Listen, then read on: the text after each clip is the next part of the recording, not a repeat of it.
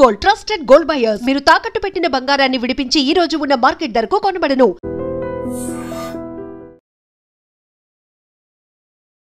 హైదరాబాద్ లో అల్వాల్లో జరిగినటువంటి ఈ సంఘటన నిజంగా అసలు ఎంత ఘోరం అంటే 9వ తరగతి చదువుతున్నారు. వెంకటాపురంకి సంబంధించిన కాలనీ ఉంటుంది కదా, అక్కడ 9వ తరగతి చదువుతున్నటువంటి విద్యార్థులు 20వ తారీఖున ఈ బతుకమ్మలు నడుస్తున్నాయి కదా, ఇంట్లోనేమో స్కూల్లో బతుకమ్మ ఉన్నది, బతుకమ్మ సెలబ్రేషన్కి పోతున్నామని తల్లిదండ్రులకు చెప్పి వీళ్ళు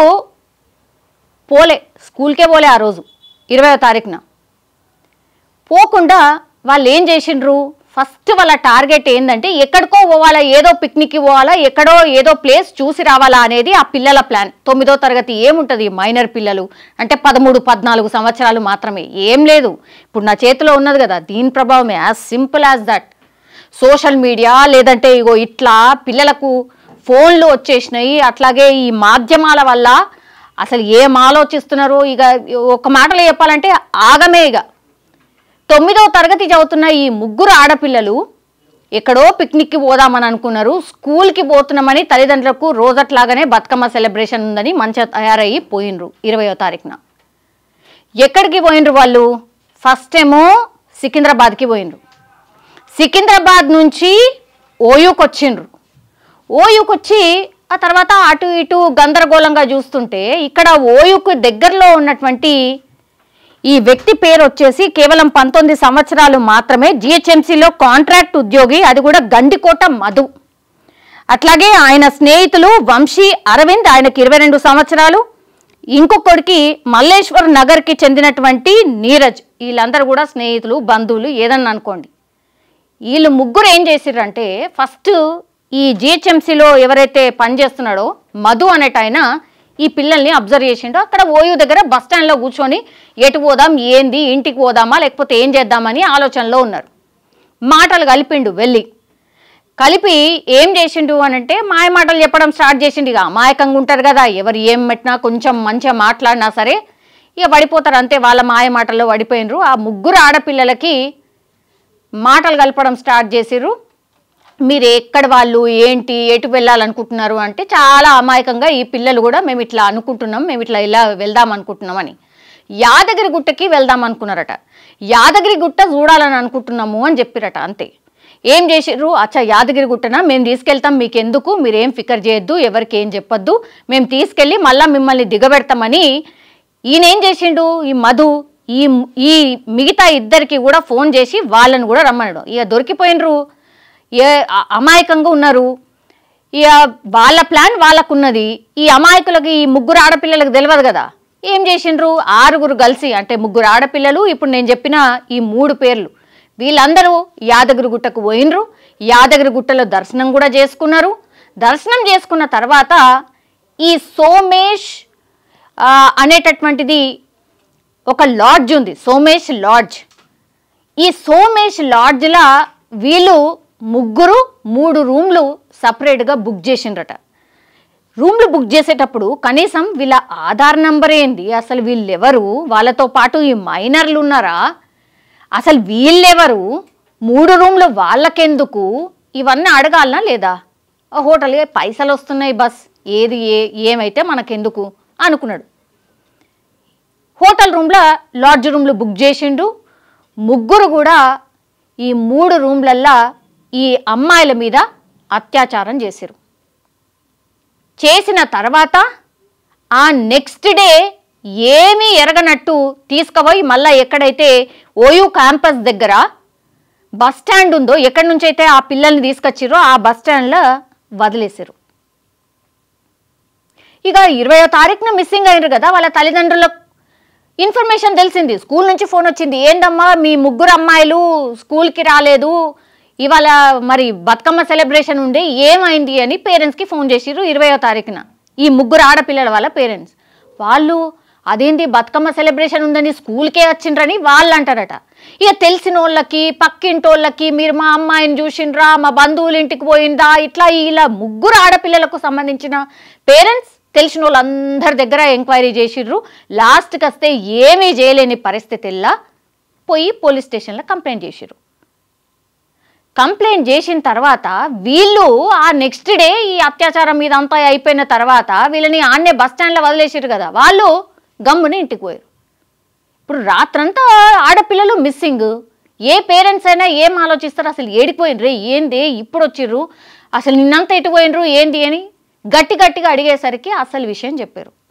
మేము ఇట్లా పోదామనుకున్నాం, మేము ఈడికి పోయినాం ఆడికి పోయినాం, తర్వాత ఇక్కడ ఇగో వీళ్ళు మమ్మల్ని తీసుకుపోయారు, యాదగిరిగుట్ట పోయినాం, దాని తర్వాత ఇగో ఈ హోటల్ రూమ్లో మా మీద ఇట్లాంటి అఘాయిత్యానికి పాల్పడ్డారు అని. మీరు ఒక్కసారి ఊహించుకోండి ఆ పేరెంట్స్ పరిస్థితి ఏంది. అట్లాగే ఈ 19 ఏళ్ళ ఎవరైతే ఫస్ట్ ఈ మధు అనేట ఆయన ఉన్నాడో వాడు అంటే జస్ట్ అంటే మేజర్ అయింది 1 సంవత్సరం క్రితమే. ఎంత దారుణమైన పరిస్థితుల్లో మగపిల్లల ఆలోచన ఉంటుంది. అట్లాగే ఈ ఆడపిల్లలు కూడా మైనర్ అయితే మీకు తెలీదా, బయట సమాజం ఎట్లుందో తెలీదా, ఆ వీడియోలు కూడా చూస్తున్నారు కదా, అది తెలీదా? పేరెంట్స్ లేకుండా మీకు ఏదొస్తే అది మేము పోతాంలే, మేము పోయేసి రావచ్చులే అని ఇంట్లో అబద్ధాలు చెప్పి పోతే ఏమవుతుంది అనేది ఈ ఇన్సిడెంట్ ది బెస్ట్ ఎగ్జాంపుల్. ఇప్పుడు ఈ వీడియో చాలా పెద్ద ఎత్తున వైరల్గా మారింది. ఎందుకంటే ఇగో ఇట్లా ఈ 3 ఆడపిల్లలు మోసపోయిర్రు, ఈ 3 ఆడపిల్లల్ని ఎవరు ఏం చేసిర్రు ఎట్లా చేసిర్రు అని. ఈ ఆడపిల్లల్ని తీసుకుపోయి టెస్టులు చేస్తే అవును వీళ్ళ మీద అత్యాచారం జరిగింది అనేది ఒకటి, తర్వాత తీసుకుపోయి వాళ్ళకి కౌన్సిలింగ్ ఇస్తున్నారు. ఏం కౌన్సిలింగ్ ఇస్తారు ఏంది, వాళ్ళ పేరెంట్స్ యొక్క పరిస్థితి ఒక్కసారి ఊహించుకోండి. అసలు సమాజంలో గింత ఘోరాలు జరిగిన తర్వాత ఏడ బతుకుతున్నాం, ఏడుంటున్నాం, సెల్ ఫోన్లల్లో అడ్డమైనవి అన్నీ ఏమేం చూస్తున్నారు. పిల్లలు కరోనా తర్వాత ఈ సెల్ ఫోన్ తీసుకుపోయి వాళ్ళ చేతులు పెట్టుడే పాపమైంది. ఘోరమిగా ఏం చూస్తుండ్రో తెలియదు. పేరెంట్స్ ఏమో వాళ్ళ పనులల్లో వాళ్ళు ఉంటారు. ఇక అసలు యూజ్లెస్ కంటెంట్ అంతా కూడా ఇంట్లోనే వస్తున్నట్టు లెక్క. నిజం చెప్పాలంటే కూడా పిల్లలు గేమ్స్ వరకు పరిమితం అవుతారు, లేకపోతే ఎడ్యుకేషనల్ వీడియోస్ చూస్తున్నారు అనుకోడే భ్రమలో ఇంకా పేరెంట్స్ ఉంటే మాత్రం ప్లీజ్ దయచేసి ఆ లైన్స్ అన్నీ కూడా చెరిపోయింది. మీ పిల్లలు చూస్తుంది ఎడ్యుకేషనల్ వీడియోస్ అసలే కాదు, వాళ్ళు చూస్తుంది అంతా కూడా చెప్పొద్దు కానీ నిజంగా చెప్పాలంటే అడల్ట్ కంటెంట్సే చూస్తున్నారు. బికాజ్ ఆ తెలియనటువంటి ఏజ్లో వాళ్ళు అట్రాక్ట్ అయ్యేది వీటికే కాబట్టి డెఫినెట్లీ ఆ కంటెంటే చూస్తున్నారు. కాబట్టి ఇగో ఇట్లా ఈ మైనర్ బాలికలు ఇలా ట్రాప్లో పడ్డమే కాదు, ఆ తర్వాత ఇగో ఇంత అనర్థం జరగడానికి కూడా వన్ ఆఫ్ ది రీజన్ ఇది. ఇప్పుడు తీసుకొచ్చి వీళ్ళు 3 లోపలేసారు, తోముతారు, కేసులు పెడతారు, ఇంకోటి అవుతుంది. ఈరోజు ఈ ఇన్సిడెంట్ అయింది, నెక్స్ట్ ఇంకో ఇన్సిడెంట్ కాదా, రేపు తెల్లవారే ఇంకో ఇన్సిడెంట్ కాదా, రాసిస్తారా ఎవరైనా? అంతే, ఒక ఇన్సిడెంట్ లాగా చెప్పుకుంటున్నాం, ఇట్లా కావద్దని కోరుకుంటున్నాం, ఆ తర్వాత అంతే తెల్లారి మళ్ళా తెల్లారుతుంది, మళ్ళా ఏదో ఒకటి అవుతుంది, మళ్ళీ ఇట్లాంటిది ఇంకా ఎన్నేళ్ళు, ఇంకా ఎన్నాళ్ళు. ఇప్పుడు అందరూ కూడా మళ్ళా రైట్స్ గురించి మాట్లాడతారు, లేకపోతే ఇంత ఘోరం ఎందుకైందని మాట్లాడతారు, కానీ వాళ్ళ పేరెంట్స్ పరిస్థితి ఏంది? అట్లాగే ఈ మగ పోరగాళ్ళ పేరెంట్స్ కూడా అంతే దారుణంగానే ఉంటుంది వాళ్ళ పరిస్థితి కూడా. వాళ్ళ కొడుకు ఇట్లా చేస్తాడని వాళ్ళు కూడా ఊహించరు కదా, ఎవరు కూడా కోరుకోరు కదా, ఆహా మా కొడుకు అబ్బా అద్భుతమైన పనులు చేసిరు, మగ పొలాలు గట్లనే ఉండాలని ఎవరు మెచ్చుకోరు కదా, వాళ్ళ పరిస్థితి కూడా ఇదే. ఇప్పుడు 6 పేరెంట్స్ ఒక్కసారి ఊహించుకోండి ఎంత దారుణంగా ఉంటుందో వాళ్ళ పరిస్థితి. వాళ్ళ చుట్టాలు, ఇక వాళ్ళకి తెలిసిన వాళ్ళందరికీ ఎంత తొందరగా వాకిపోతుంది ఈ వార్త. మనం ఇక్కడి వరకే ఈ వార్తని ఇట్లా చెప్పుకొని మనం బయటకు వెళ్ళిపోతాం, కానీ వాళ్ళు నేను చెప్పిన ఈ 6 పేరెంట్స్ యొక్క పరిస్థితి ఏంది, వాళ్ళ సమాజంలో అసలు తల ఎత్తుకొని తిరిగే పరిస్థితి ఉంటుందా, ఇంకెన్ని ఘోరాలు ఇట్లాంటివి జరగాలి, ఇంకెప్పుడు మారతాము, ఇంకెప్పుడు గవర్నమెంట్స్ మేల్కొని అసలు ఇట్లాంటి దరిద్రమైన కంటెంట్ రాకుండా కట్టడి చేస్తుంది. యాప్స్ ఇంకేదో తీసేస్తున్నారు కదా, అట్లాంటిదే ఇట్లా అడల్ట్ కంటెంట్ రాకుండా సర్టెన్ ఏజ్ వరకు అసలు రావద్దు, చూడ్డానికే వీలు లేదు అనేటువంటిది ఏదన్నా సిస్టమ్ తీసుకురావచ్చు కదా. ఇది అందరి పేరెంట్స్ మధ్యలో ఉన్నటువంటి మాట. నేను ఈరోజు చెప్తున్నటువంటి సిచ్యువేషన్ అది. చాలా మందిని కలిసి మాట్లాడుతుంటాం కాబట్టి, చూస్తుంటాం కాబట్టి వాళ్ళు కూడా అదే చెప్తున్నారు. దరిద్రం ఏదైనా ఉంది అని అంటే మన చేతిలో ఒక ఆటం బాంబుని పెట్టుకొని మనం తిరుగుతున్నాం. ఇది పోనంత వరకు కూడా ఇట్లాంటి ఇన్సిడెంట్స్ జరుగుతూనే ఉంటాయి, ఇట్లాంటివి చూస్తూనే ఉంటాం. ఇక సమాజం మారాలని మనం ఏదో మాట్లాడుకోవడం తప్పించి అదేం మారదు, ఇదే కంటిన్యూ అవుతుంది. ఇది మారితే తప్పించి, ఇందులో ఉన్నది మారితే తప్పించి మన సమాజం అయితే మారే పరిస్థితి అయితే లేదు. ఇప్పుడు ఈ యాదగిరి చుట్టుపక్కల యాదగిరి గుట్టకు పోయినరట, అదైందట ఇదైందట అని చెప్పుకోవడం తప్పించి ఇందులో మనం ఆశించాల్సింది ఒకటే, ఇట్లాంటిది మళ్ళీ ఇంకోసారి జరగకుండా ఉండాలి, ఇట్లాంటి ఇన్సిడెంట్స్ ఇంకోటి జరగకుండా ఉండాలని మాత్రమే మనం కోరుకోగలుగుతాం, అంతే. And don't forget to subscribe to iDream.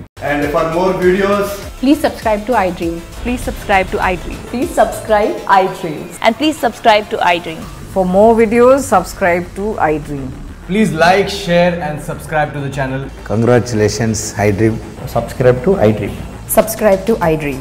So subscribe to iDream Media. iDream ki iDream team andarki huge congratulations. Please subscribe iDream Media. Please subscribe to iDream. Subscribe iDream. Please subscribe to iDream. iDream అంటే నా కళల channel subscribe చేసుకున్న నోరు తిరుగుతలేదు, మీరైతే గంట గుర్తు కొట్టండి. For more such videos, please subscribe to iDream. Subscribe to iDream. Please subscribe to iDream. Please subscribe iDream Media. Please do subscribe to iDream. Please subscribe to iDream Media. For best entertainment and information, please subscribe iDream.